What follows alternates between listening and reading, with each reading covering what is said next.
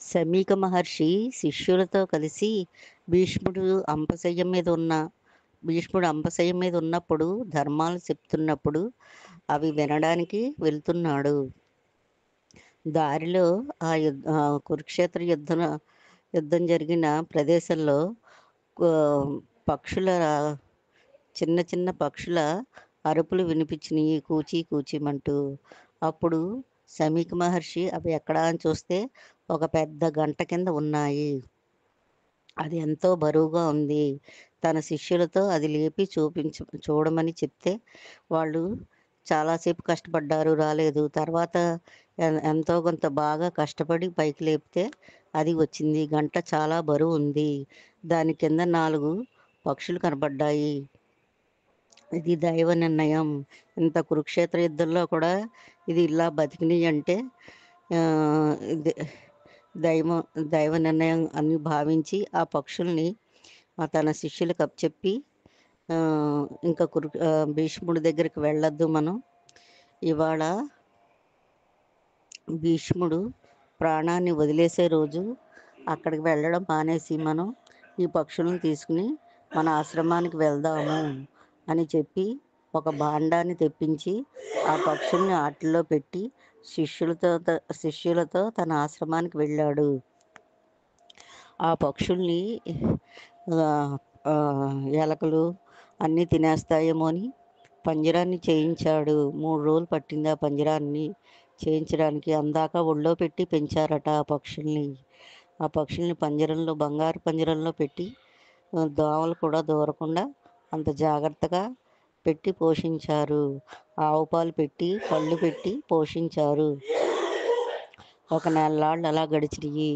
శమీక మహర్షి తన శిష్యులకి ఇతిహాసాలు, పురాణాలు, వేదాలు, ఉపనిషత్తులు సమస్త వాంగ్మయాన్ని బోధించేవాడు. అప్పుడు ఈ పక్షులు అవి విని అన్నీ నేర్చేసుకున్నాయి. అన్ని పురాణాలు అన్నీ చెప్పేస్తున్నాయి, వేదాలు, ఉపనిషత్తులు. ఓ నెల్లాళ్ళు ఇలా గడిచింది. గడిచిన తర్వాత 31వ రోజు అమావాస్య. అమావాస్య రోజున ఒక చిత్రం జరిగింది. ఆ పక్షులు అప్పటిదాకా హస్త ప్రమాణంలో ఉండేవి.